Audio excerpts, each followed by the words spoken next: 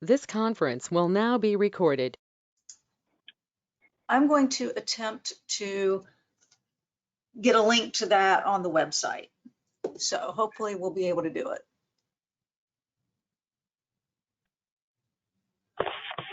All right.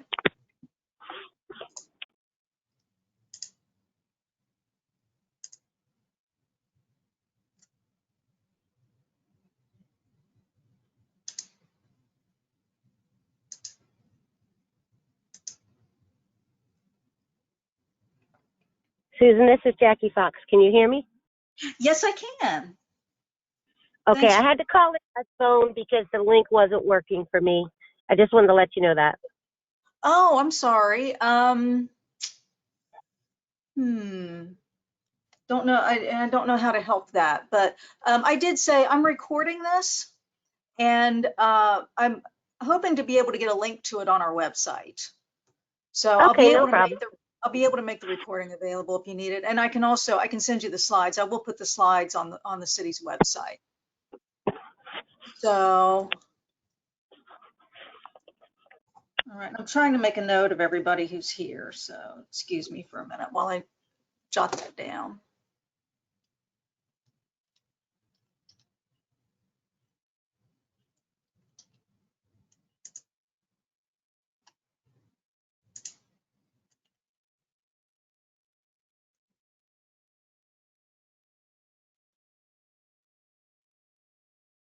All right, well, since it's already a couple minutes after 5:30, I'm going to go ahead and get started because this is a little bit of a lengthy presentation. I think most of you have seen it before, not everybody, but most of you have seen, well, similar versions in the past, but we are going to talk about the new allocations for the upcoming year, which, as you know, will be October 1, 2021 to September 30th of 2022. So we have received notification of our allocations, and we are going to be taking applications then for the coming year. So I will be reviewing application requirements and the process, and there is important information in here. I know it's a little dry and I apologize for that, but I do want to make sure that anyone who's applying does see this information and have information available. The application packets actually are available now on the city's website. If you go to the city's website, which is cityhall.lima.oh.us, and go to click on the menu at the top on government and community development. And then there will be a menu on the left-hand side that says 5-year consolidated plan. And we have a new link there on that next page for the 2021-22 action plan. So we'll be putting more information there as we have. Like I said, I'm going to try to get a link to the video. I will have the PowerPoint presentation available. So with that, we'll get started. I also realized last year we did this via GoToMeeting, and it seemed to work okay. But I did realize that I have a tendency to start talking, and then I was moving my cursor all around the screen. I apologize for that. I'm going to try to do better this year. Appreciate you all just having patience with me and working with me as I figure out how to advance the slides. Okay.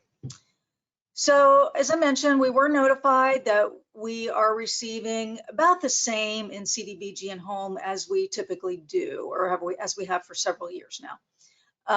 For 2021-22, we will be getting $1,086,823, and the home allocation will be $309,986. So actually, it's a slight increase over last year for home.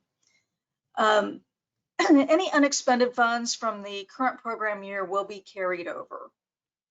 And I know it was a difficult year last year with the pandemic. It still is a little bit. So, I know that we have not met some of our goals in some of our programs, but, there may be some forgiveness because it was a difficult year, but we want to keep in mind that we need to make sure we're hitting our goals and try and catch up if we can this year.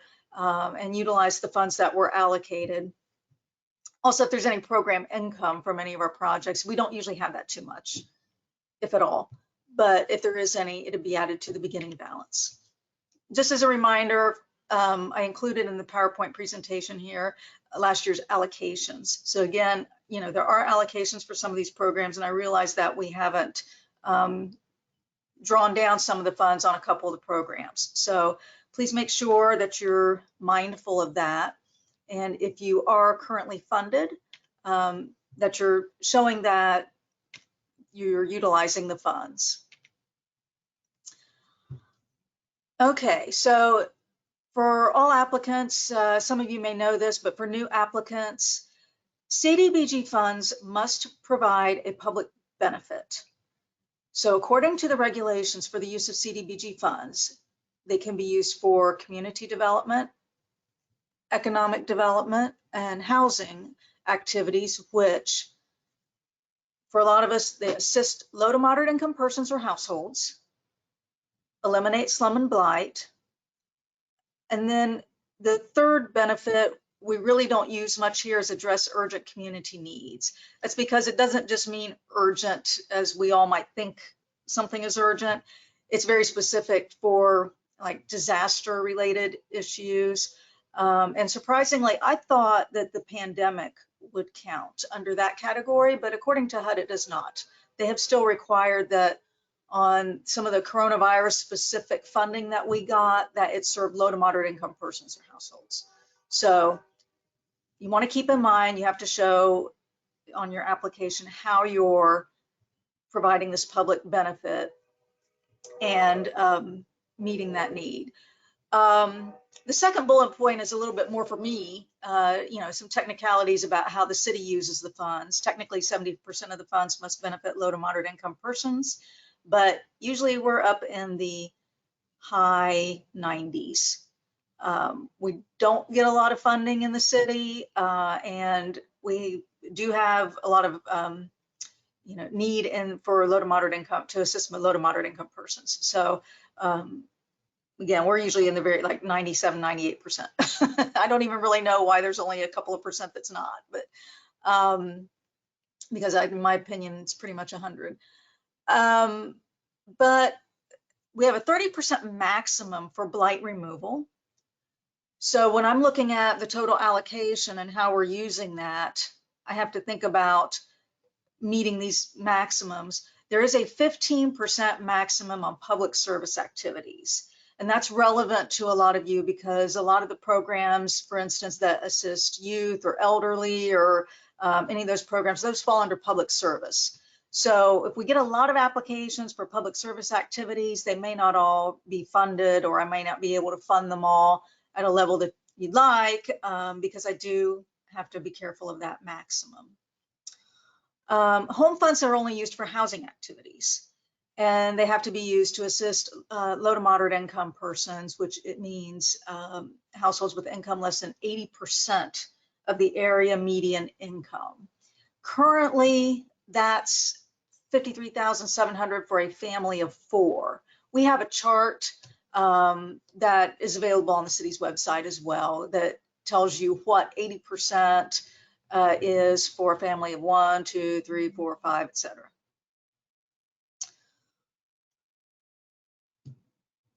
The application packet, again, I mentioned that's available now on the city's website. It includes an overview, a 5-year strategic plan priority needs from our consolidated plan that we did last year, which is attachment A. We've included information about matrix codes, national objectives, and eligible activities under attachment B.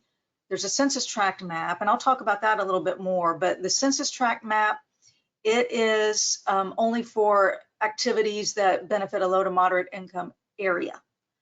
That's attachment C. Measurable targets by project category, and that's just to give you an idea of the metrics that you're looking for a goal. That's attachment D. Those attachments are all information to help you through the application process. The actual CDBG home proposal form is attachment E. You'll need to fill that out. The scope of work you'll need to prepare is attachment F. That's important because that becomes part of the contract that we ask you to sign. If you are awarded CDBG funding, the city will enter into a contract with you, and attachment F becomes a part of that contract. So that's where you're outlining everything that you're going to do. You need to be clear, accurate, and make sure that what you're putting in there is achievable. Then attachment G is the application form. Our 5-year con plan priorities, or when I say con plan, that's our consolidated plan. That's our 5-year plan. Many of you were involved in that process, and these general categories are generally consistent with our consolidated plans because it addresses the eligible activities for CDBG and home. So providing decent affordable housing, revitalizing neighborhoods to create suitable living, providing needed public services. And that includes, again, like educational, recreational, other supportive services, expanding economic opportunities. So that's supporting and assisting activities to create and retain jobs. We did change our comp plan last year a little bit to include facility services for pandemic response and planning and administration. So matrix codes, that's something that you need to understand and be familiar with. And again, we included the definitions in your packet. The matrix codes are used to indicate but not guarantee activity eligibility. So, for instance, this document here, this will be included in attachment B. These are the matrix codes and definitions. There's a lot there. And that's why HUD says, this is a quote unquote flexible program, because there are a lot of things you can do, but it still has to meet all the rules and regulations and fall into these eligible categories. And these matrix codes are what we use to show to HUD that it's in an eligible category, and it's how it's funded, and it's how we determine how to measure your goals. So it's important that you understand exactly what matrix code you fall under and what category you fall under. So again, this is included in the packet. Excuse me, now let me get back to,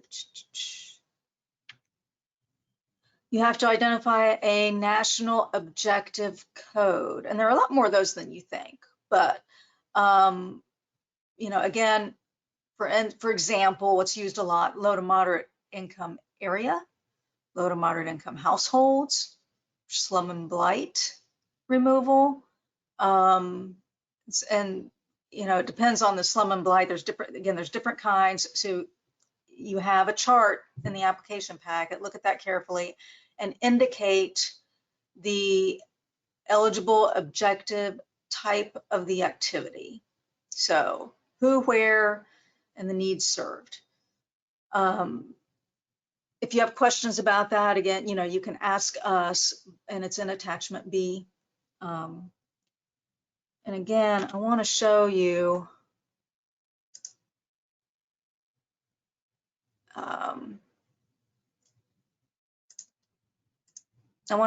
here on attachment G.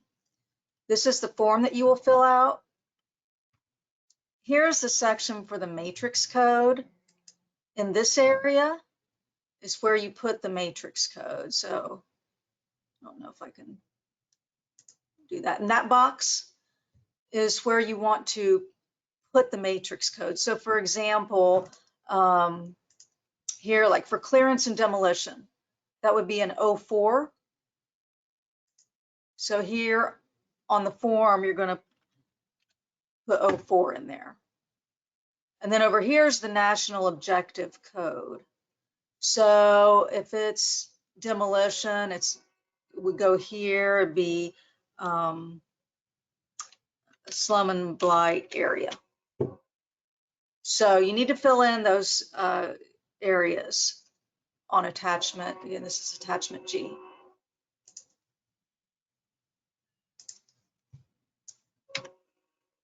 Okay, so the map, I talked about, it changed a little bit during this consolidated plan. We lost an area and gained an area or two there, so it just shifted a little bit. If your proposed activity benefits a low to moderate income area, again, that's more for instance, demolition, road improvements, etc.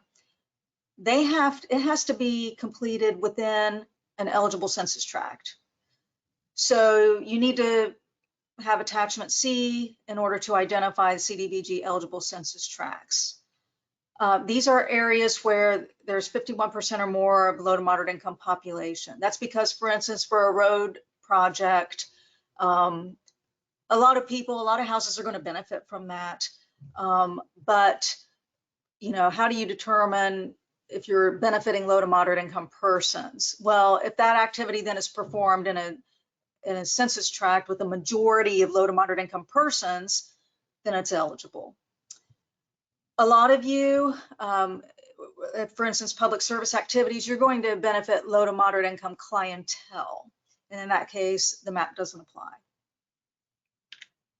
But you will need to ensure that you're serving low to moderate income persons. So again, measurable accomplishments, you need to identify what's the goal. We need metrics in order to be able to determine if goals have been met. So are you serving households, persons? For instance, for Kirk, it's linear feet of road improvements, perhaps. You will be required to submit quarterly reports and a final annual report. And you must target the goal set in the annual plan. Again, sometimes there are reasons where it may not be met, but you will have to explain that. We do get flagged by HUD on activities if goals are not being met or money is not being drawn down. So it's important when you're thinking about your program and your proposal and the metrics that you're setting, make it achievable. It doesn't help to set a high goal that looks good if you can't meet that. We want something that's achievable. And especially with the amount of funding that's available and requested, we want to know that you're setting goals that are achievable. This was put together by our consultant during the consolidated plan last year. So this is an idea of measurable targets by project category. So you can look at that as you're going through your application. So when we review proposals and applications, this is what we're going to look at. We're going to think about the relevance to the consolidated plan, because again, I went over the priorities that were established in the consolidated plan. So we're going to look at, does it address those priority needs? The budget, is it reasonable? And does it include a matching contribution? That's going to help you in scoring if you're leveraging other funds. So it's important that CDBG is not looked at as the only source of funding. Because again, you know, we don't get a lot of money. It has to be spread across a lot of different needs. And if you're asking for it to be successful in a program that has other contributors, or if you have some skin in the game as well, then that's going to score better. So that's something to think about when you're making your request. The work plan that you put together, is it reasonable? And do you have the organizational capacity to complete that work plan? You do need to submit resumes, et cetera, and explain how you're going to be able to achieve the goal. Is it sustainable? We're not really looking for one-time, you know, contributions and for a program that's only going to be achieved if it has CDBG funding. Like, we want you to be able to carry this project on in the future, even if there isn't CDBG funding available. So we're looking at, is it something that will be sustainable in the future? Timeliness is very, very, very, very, very important. And I tried to give a little more time this year. The deadline is going to be June 2nd at 5 p.m. 5:01 is not okay. There has to be a deadline. We do date stamp the applications, and it needs to be in by 5 p.m. on June 2nd. So don't wait. Try to get it in a little bit beforehand if you can. You need to show us the units of service that you're providing and the number of CDBG eligible persons served. So again, it's better if you're serving a lot of people or a lot of households, etc., but don't just give us an inflated number when it's not achievable. So again, we'll screen it for application completion. You need to provide us a complete application on time, and we'll look at it for eligibility, again, priority in the current plan, organizational capacity, project experience, measurable outcomes, leverage funds, sustainability. It will be reviewed by staff first and then with the mayor, and then we'll put together a proposal that will go to council. There will be public hearings. There will be 3 public hearings. Council will review the proposed allocations, and there will be some discussion about it. Sometimes there are some changes that are made, and then there will be a final public hearing and a vote. The allocations do have to be approved by council by ordinance, and that has to be done before a deadline to get it into HUD. So there is a process, but again, we have time now. Hopefully let that happen smoothly. I include this slide. This is provided by HUD. It may be helpful as you walk through the process. But basically, you start at step 1. Is your proposal or project eligible? Make sure you can cite the regulation that shows that it's eligible. If it's not, you need to stop. You need to look at it or see how it can become eligible. What tweaks you might need to make, or you may not be able to make the proposal. Does it meet a national objective? Yes. Which one is it? So, etc. You just go up the steps, and that's the way to successful compliance. So requirements for it to be eligible: it has to be supportive of the priorities, eligible based on HUD's eligibility list, implemented within the declared areas unless it's clientele.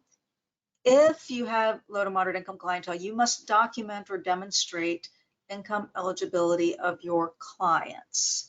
Something I will make available here, again, on our website will be, there is a form that HUD has provided for self-certification of annual income. So if you have your clients fill this out and they can put their income information, this doesn't necessarily prove what their income is, so you have to keep in mind that if you're ever audited on this, then people may be asked to provide proof of their income. But this is probably the best way to go about documenting income of your clientele that are being served, that you're counting as low to moderate income persons served. So again, we'll make that available on the website.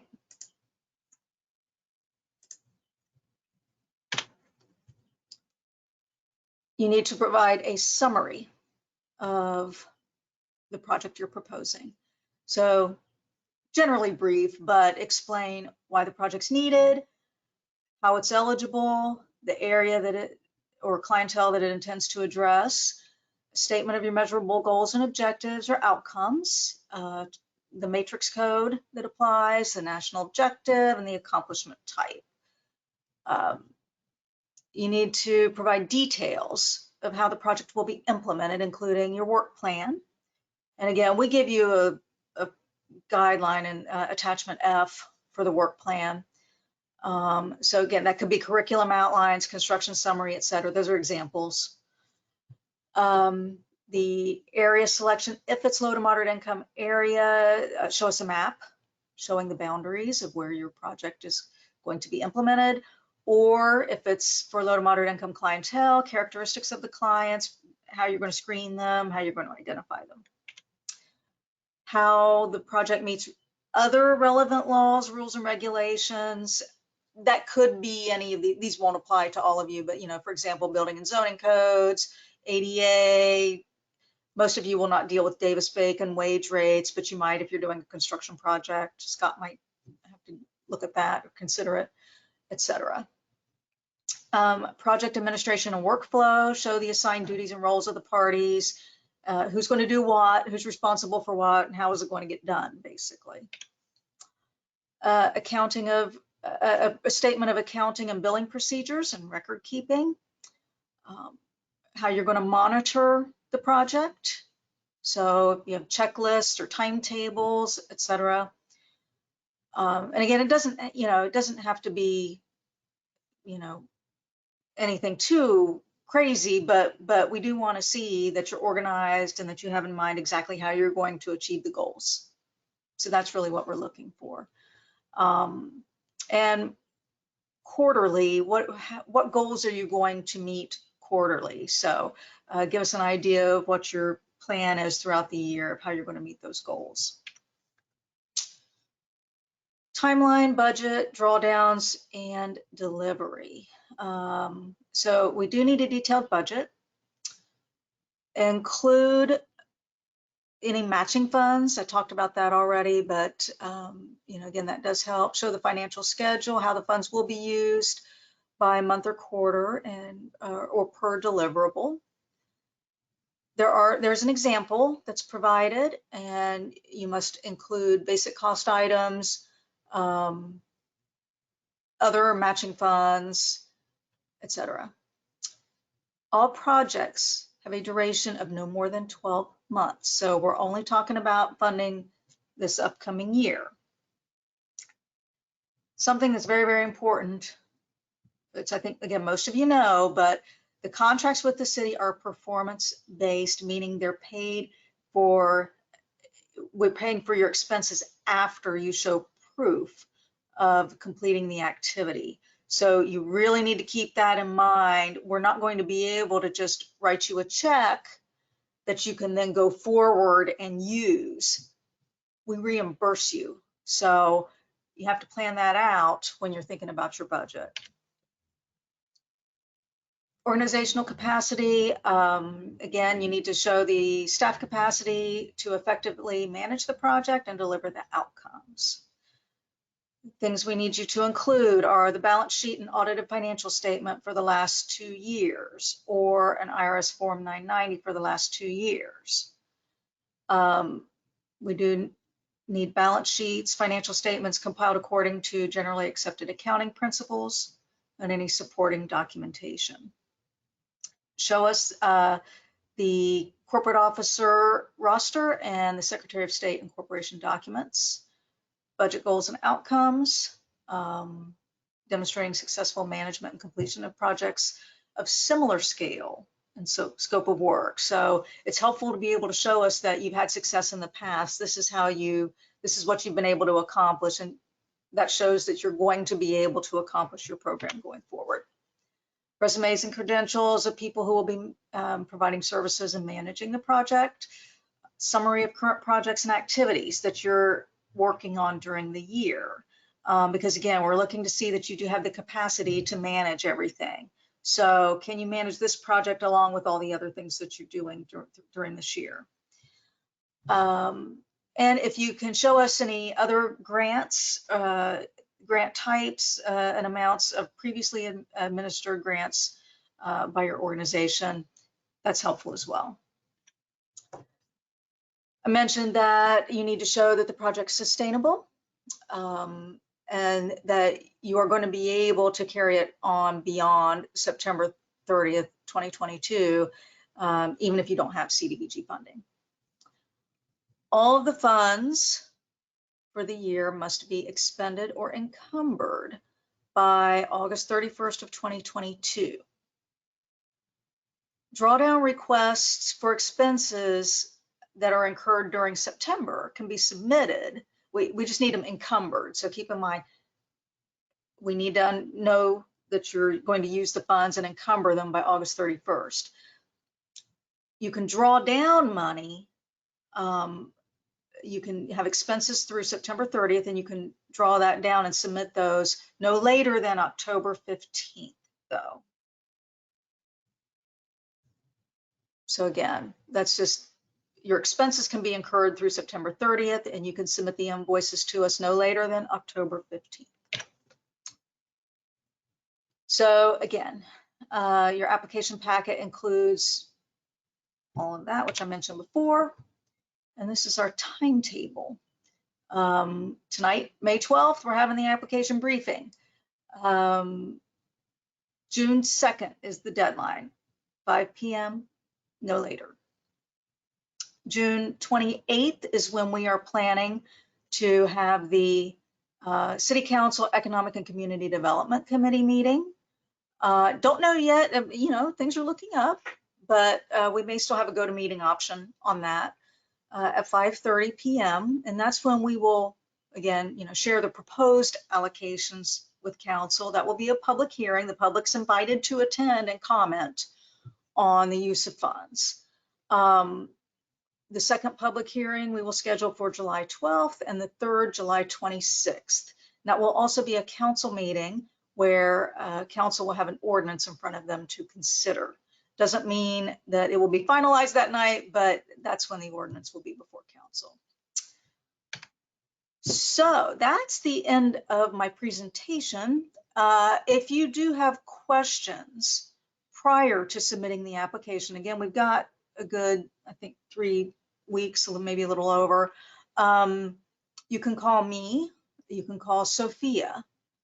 And there's our phone numbers there. You can also, on HUD Exchange, there's a lot of information about eligibility, et cetera, but sometimes it can get kind of hairy too, I understand that.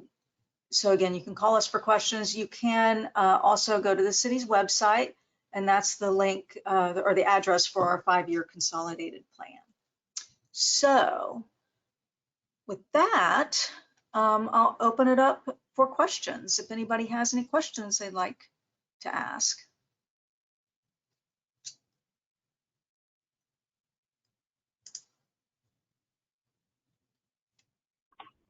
Susan, this is Jackie. Yes, ma'am. Hi, is any of your CDBG or home dollars coming from the Department of ODSA, the Development Services Agency? No, no. The city of Lima is an entitlement community. So we get our funding directly from HUD. So typically, for example, the county, Allen County, also has some CDBG funding, but they don't have programs that are available in the city because we're an entitlement community. So we get our CDBG from HUD, they get it through the state. Some smaller communities that aren't entitlement communities, for example, when I worked in St. Mary's, we would apply to the county for a CDBG project. But no, since Lima's entitlement, that's what that means, is we get our funding directly from HUD. Thank you. You're welcome. Does anybody else have a question? If you do, make sure you take yourself off of mute.